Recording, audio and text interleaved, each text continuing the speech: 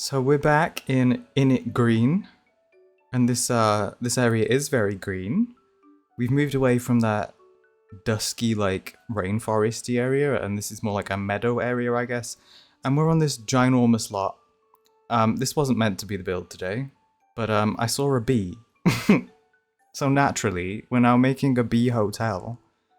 And whatever the plan was before, I don't even remember. So we're gonna start, we've got my trusty mannequin out for scale, and we're gonna do the exterior shell. So, this gets complicated real fast. When I was watching this back to do this little edit before I did the voiceover, I was watching this bit, and I honestly have no idea what I'm doing here. I built this, and I cannot really even figure out what I'm doing here anymore. There's a lot of playing around, figuring it out. So I'm going to try and tell you sort of basically what I'm doing here. And I knew I wanted these honeycomb shapes, and I'm doing it with the roof pieces. However, it's looking all complicated because, you know, I can't just use the roof pieces. I need to be building a room in order to make, you know, the game let me go up a level. So that's why there's this weird wall in the background. And this is in kind of a few stages. In this first one, I'm not really bothered about the length of each roof and blah, blah, blah, blah, blah. I'm just trying to get a shape. So once I've settled on the shape is when I start making sort of adjustments to it. And it sort of ends up being quite complicated with a lot of different pieces of various walls and roofs, and they're all sticking out all over the place. And then we go into a phase where I like start removing things and neatening it up.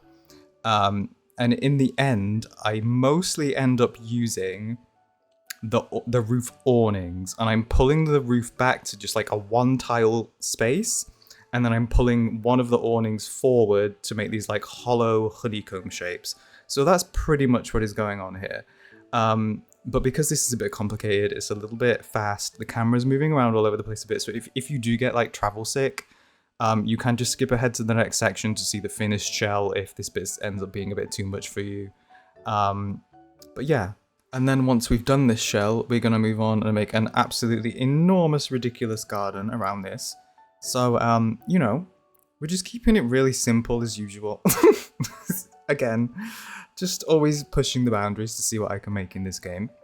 But while I'm building the shell, I just want to say that the channel's had a little bit of a growth spurt recently. And normally I set myself very tiny goals on this channel to not become like stressed or burned out. So then when something pops off a bit, I'm always quite like gagged and overwhelmed. But I also have like nothing to compare it to, like what should be happening, what shouldn't be happening. But I do at least know that people tend to subscribe less to channels with like under 100 videos. And yet so many more people than I expected have subscribed and comment on like every video. And I'm just want you to know that I'm thankful and encouraged by everyone doing that. By you seeing enough potential in what I'm doing to sort of hop on board so early on. And I will keep doing this, placing the same roof beam over and over again and see where I can take it, because I am actually having a lot of fun doing this YouTube thing. So here we're extending these honeycomb shapes back a little bit. They're starting to take a little bit more form now, and we're going to remove all of these wall pieces.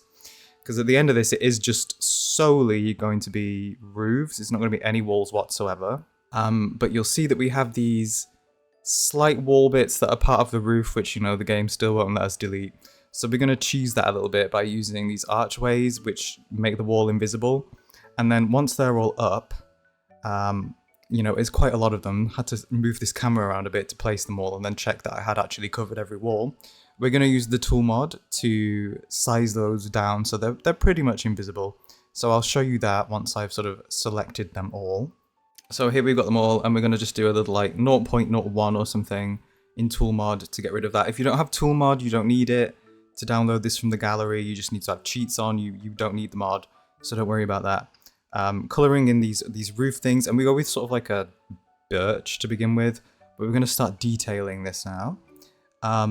So I've got various things out that we're going to place inside these little honeycomb shapes, because 4 of them are going to be like... Well, I did initially make them apartments, and then I had an issue where you'll see why in a bit, but I couldn't actually click on the apartments because there was a giant object blocking the view. in the world map mode. So this is now just like a typical residential build. But these are live edit sort of logs. I think they're from, oh, the camping pack, whatever that's called. Camp Fantastic, whatever. But I'm just placing these in, floating them up, sizing them up and down, and filling in the first one of these like honeycomb things. Because in these bee hotels that people have, they place wood in so the bees can like crawl through the little spaces and just like shelter there or something. Because I didn't know, and I found this out recently. Apparently I'm on a bit of a like bee trend right now. And I was looking at bees, and most bee species don't actually nest or have colonies. They're solitary, and I had no idea that that was the case. I thought they just all lived in hives, but they don't. So these are typically actually for solitary bees rather than the beehives, because people actually get like giant beehives for the colony ones, and then these little bee hotels are for all the solitary ones to go and like crawl into a little pipe or whatever and shelter during the night time or whatever that is. So I've learned something about bees building this. But the idea came to me when I saw a bee, and it came like pretty much instantly after I saw a bee, where I was like, we've just got this fairies pack, but like, what if the fairies are insects and they're not actually fairies? Or they're like fairies, but also insect sized. And then I just had to do this and see, you know, what I could do, how I could make this work. So I'm going to fill another one with pallets. Again, I was just getting these wooden things out that look like they've got little like gaps in them for insects to crawl into. And then each of the individual other ones are going to be for 4 different bees. I have made them. Are they also based on actual bee species? Of course, because I'm a biology nut job and had to make it all like biological and unnecessary that way. So I might teach you a little bit about the bee species when we get to that bit as well. Isn't that fun? Isn't that educational? That's the content you came for someone lecturing you about different bee species. You know, and I do have some audacity when I'm always going on about animals and nature and things, because, you know, I'm someone who started to study zoology at uni and then stopped because I found it boring. So, and now it's just a bit audacious that I just keep waffling on about nature and animals, considering that. But you know, it's not my fault that all they used to talk about was Hydra. What's a Hydra exactly? I don't want to learn about that. I wanted to learn about zebras and things like that. I want to learn about like cuttlefish, which is my favorite animal. So maybe, oh, what if I do though? What if I make a fairy cuttlefish? Maybe underwater. Oh my god. Okay. This is building. This is an idea. Okay, never mind. I'm not gonna. Yeah. Moving on. And we're now going to enter the landscaping portion of this, where the camera is going to sort of not be as all over the place. So you're welcome. I do try and record things where the camera's not all over the place. I try and keep the camera still. But doing this one, there was a lot of back and forth, and it was more of an experimental build. So I had a little bit less of a plan and was having to, you know, move the camera around to see how it was looking. So it is a little bit more back and forth than I usually try and make these videos, so I apologize for that. But it is going to sort of settle a bit now as we start to, well, finish this underneath. It's going to be a pond, and then we'll zoom out, and once we're doing this sort of large scale blown up garden, the camera stays quite still then. But I wanted to make this little puddle area. Well, it's you know, in the scale of The Sims, it's like lake sized, but in the context of this build, it's more like a puddle. So we're going to make this look like it's a puddle, and that this is in a garden, and that this bee hotel is sort of attached to a flower bed at the front. And I'm imagining like someone who's got like a country cottage or something. And that was what I was thinking when I started to design this garden around the bee hotel. So this bit, because it's puddly, I'm trying to make it look a bit more like, almost a little bit like half evaporated. It's not a complete round lake shape. It's got all these like little divots where the waters run into it, and then it was obviously larger and it's evaporated from some areas before others. But I did make this larger area that's going to be deeper because I wanted the fairies to be able to bathe. And I found while doing this, I'm shocked at how little you need to actually like look after the fairies. Like, they don't need to eat, they don't need to pee. All they need to do is have fun, sleep, bathe, and do social things. Oh, and then you like replenish fairy aura or whatever it is. And they can do pretty much all of those with the single little fairy house item. So you can literally just place a fairy, one of this tiny little house items, and then you can do whatever you want with the rest of the lot. You don't even need to put anything in it. You could just leave it blank, and the fairy will have all of the needs catered for, because they can forage for... No, they don't even need food! That baffled me when I was actually putting the fairies in this build. Because I'm questioning, like, what is the gameplay? It just seems a bit too easy. If you're someone who plays live mode and you've played with the fairies, like, what is the gameplay like when you're not having to constantly manage needs? Well, like, what do you do with the fairies? It confused me a bit. It seems a little bit too easy to the point where I was like, I'm not sure what I would even do playing with the fairies.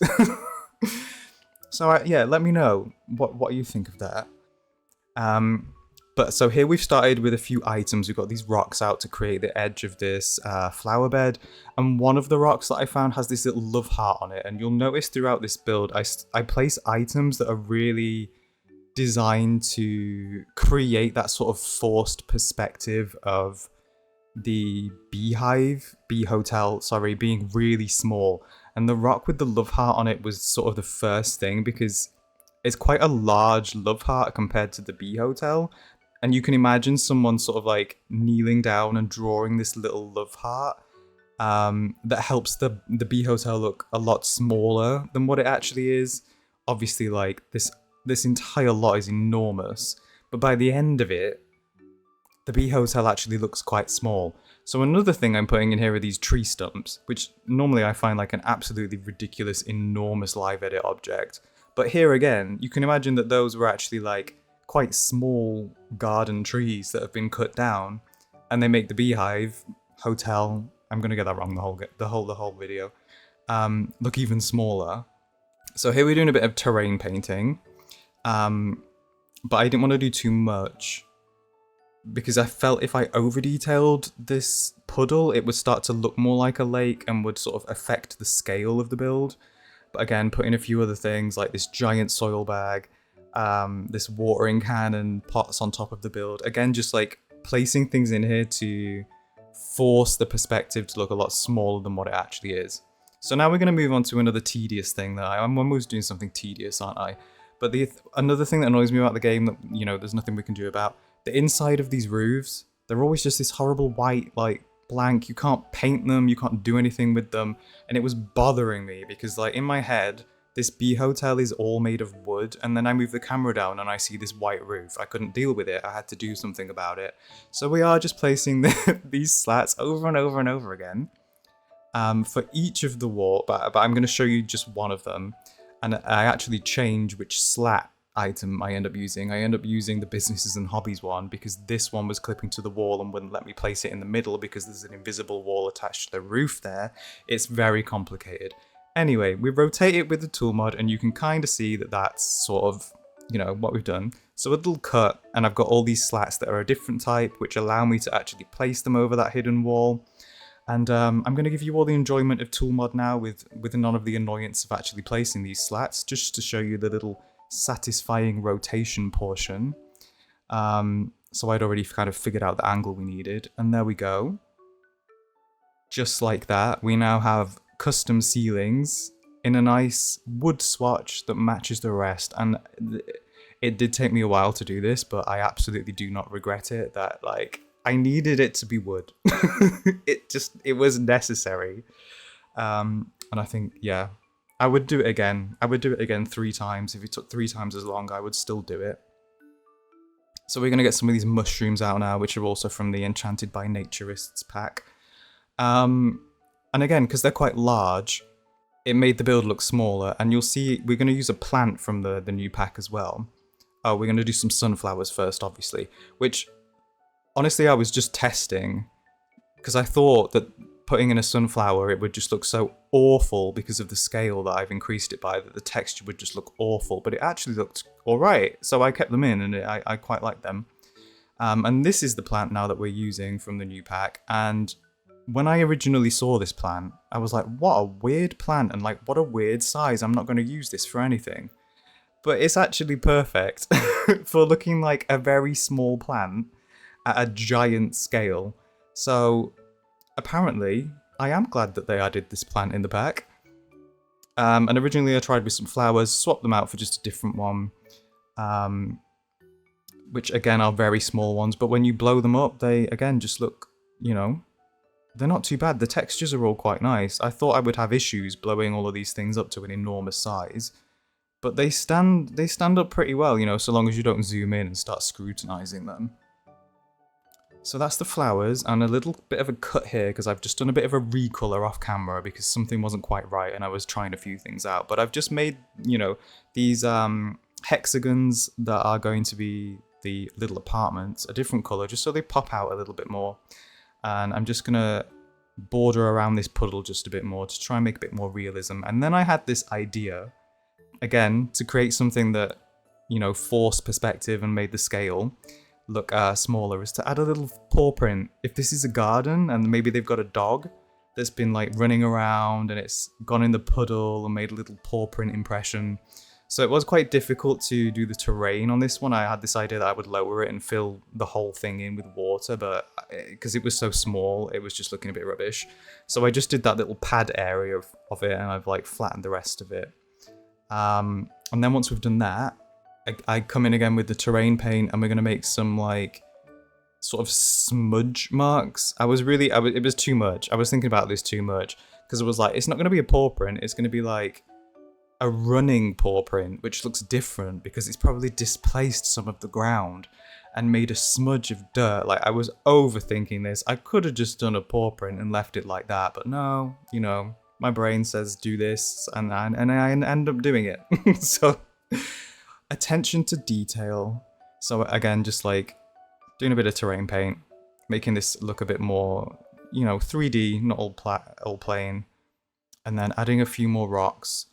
I don't do too much with this front bit other than add some of this grass. Because like I said, if I came in with a bunch of small rocks and things, I think it would start to make the scale of it look like it was a larger area than it is.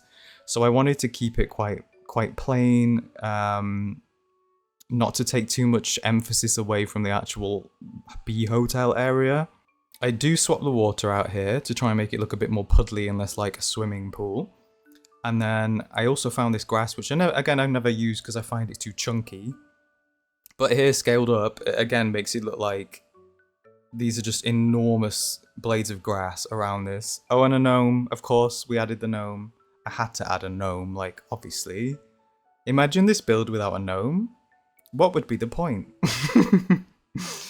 And I think we've sort of done the exterior here. It came along really fast. As soon as we zoomed out and had this giant scale garden, it just sort of developed very quickly. So now we'll move on to the interiors. But before I go to the 4 individual bees and introduce you to those, they're all going to be different bee species, different interiors, but I did need to cover up this slight little piece of wall that remains below the archways where we've, you know, hid the wall on all of the roof pieces. So I've just placed some little logs here and nudged them down with the tool mod on all of them. And now I think it's time for the first bee. So here she is. This is Honeybee. They're all named after bee species, of course. And we're going to do her little apartment first. So my idea with this one, because honeybees do live in hives, I think we all probably know that. Honeybee, we're probably the most common bee that people know about. So I found these are actually, well, they're called nectar in The Sims, aren't they? But they're wine racks, aren't they? But I thought if I layered these up, they look a bit like honeycomb. Not exactly, and you have to squint a bit, and it looks like honeycomb. But I don't need to squint because I have an astigmatism, so I'm kind of lucky in this instance.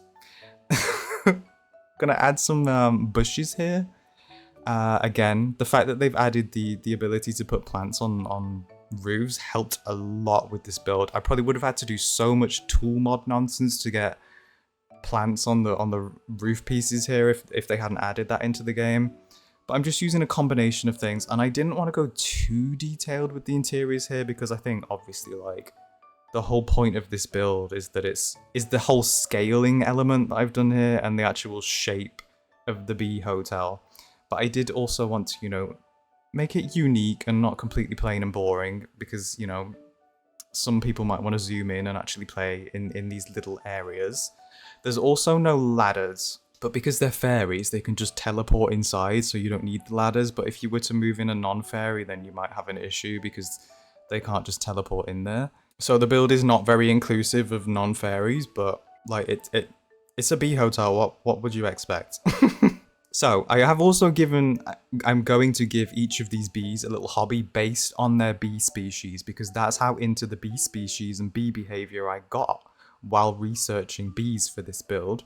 So the honeybee naturally has a nectar making thing at the back there, because honeybees make honey. Well, it's in the name, isn't it?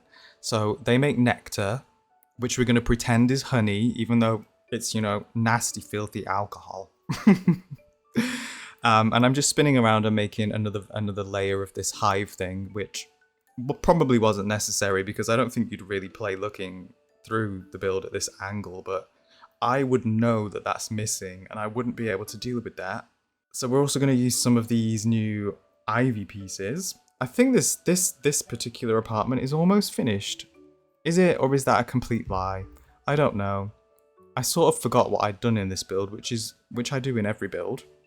But in this one, I forgot what I'd done very, very quickly, which is somewhat concerning. But there we go. I'm trying to think. There was something else I wanted to say while I'm finishing this room. Oh, that was it. I've had a few comments throughout, well, over a few videos asking about my reshade. So I do use reshade, but I made my own preset by going through like the different reshade options, and it's mostly Lightroom, like hue, saturation, tone adjustments that I've done, and a little bit of sharpening. I think it's called like Luma sharpening. But if you would like me to share my preset, let me know, because I can probably find a way to do that. But I do realize that mine's a bit different, because I've noticed a lot of people use a preset that it adds like shadow to things, and I don't really like the look of that one, which is why I made my own. But here we're moving on to the next bee, who is Bumblebee, and he's playing in water because he's just like jolly and crazy.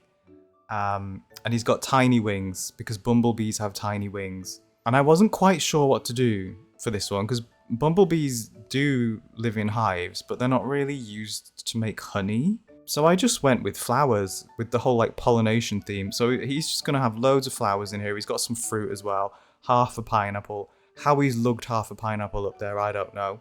But I guess that's some backstory that isn't relevant, because we're past it. The pineapple is already there, so don't worry about it, because I haven't thought of an explanation. But I can tell you how I did it, which is by sizing up 2 fruit bowls and then floating them up from the level below so they just peek through. So that's why and how there is fruit just sticking through the floor in this one.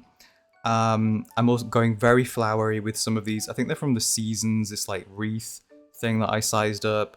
And I like the idea that he quite likes to place flowers. So I sized up 2 of the new flower pots, but I did not put any of the new flowers in there because I learned from my previous build that they do, you know, sadly not make it if you don't water them because you're busy recording cinematics. So those are there if anyone fancies putting some plants in them. But I left them empty for the sake of the care of, you know, the plants, which I was clearly just not going to tend to while I was recording. Again, with some of these new flowers, because they look quite whimsical, doing them in all sorts of different colours. This one's just a big, like, tropical rainbow of colours, this one. And I think this one actually might be my favourite at the end of it, just because it really pops when you're zoomed out and you just see this kaleidoscope of flowers, like, crammed inside this little beehive slot. Now, I am putting these ivy bits on the wooden beams that I've created during the speed build. I did have to delete those because they were causing collision issues in The Sims, even though there's clearly a gap underneath it and the Sims aren't that tall and could clearly easily walk under those. Apparently could not figure out how to walk under those, so I did have to remove those. But now we're going to move on to carpenter bee, and I know you're stunned because she's not yellow. Wow, what a plot twist. She's purple because not all bees are yellow. So I wanted a bit of colour variation, so I went with carpenter bee, which again is a real bee species. And I know about these because I saw one in Portugal and I thought it was a hummingbird because it was so enormous. And it wasn't, it was a bee. And as soon as I found that out, I just ran. I ran really, really far. Because there's just no need for a bee that big. But apparently they're not, they're like quite docile really, but it still scared me. And it was this big like black bee. Most of the carpenter bee species are sort of a black purpley colour. You can get them in blues as well. So this theme's interior is obviously going to be purple to match carpenter bee. And we've put a woodworking table in there. Oh, I forgot to say in the last one he's got a florist table. But this one's carpenter bee now. So she has a woodworking table. And I'm using all of these purple plants. I also have this honeycomb sort of like shelf at the back. I'm using the new screen that came with the pack because it came in this really nice purpley swatch. And then I've also floated up some crystals and sized them up in this nice honeycomb shape as well because why not? I thought that was a nice little arrangement for the back here. But carpenter bees are a solitary bee and they're given that name because they typically live inside like bark or wood material, which, you know, I guess they'd like chew through it and make a little hole, which is why they're carpenters and why she has a woodworking table. All of this was completely unnecessary detail for the build. I could have just made like 4 very basic bee looking, you know, things, but I couldn't because I just like animals too much and I get too into the research and I need to know about them. So yes, she's hollowed out this little wood area. She does wood things because she's a carpenter. It makes sense, okay? Now, almost a juxtaposition to the carpenter, we now have mason bee, who is blue. Again, he's not yellow because I saw a really nice blue looking mason bee. We're just coming in with all of the colours in this one. He's unique. He's going to have this whole like blue area. And mason bees are also solitary bees. And unlike carpenter bees, it's sort of in the name, mason, masonry. They kind of make homes in like stone, rock work, sort of holes in the like masonry work between the like bricks of houses. Is that called? No, that's called mortar, isn't it? Oh well. It's the same. So in here, all of these bright blues, and this one really pops by the end of it. I just wanted to really make each of these little hollowed out places individual, because I know the whole point of this build is like it's a giant build that's made to look really small with giant garden around it, but I also wanted to make sure the interiors were like individual in their own and all had a slightly different style, so when you zoom out you can see that these are 4 sort of different personality builds with different functions. And he's gonna have this clay making table because, you know, masonry.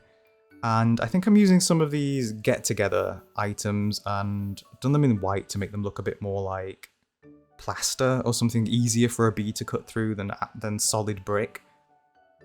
And the tones here, I'm going a bit cooler with them as well, again just to be a bit more different, go a bit more with the blues compared to the sort of warmer tones we've done elsewhere. Oof, I can't believe this is nearly done. I feel like there was so much going on in this video and I've struggled to keep up with everything, but those of you who've been here a while have learned to not expect a particularly educational voiceover with any of these builds. But that's that done. So we'll go and see the cinematics, and here's the exterior in daylight. We will have a nighttime shot at the end, which came out really nicely.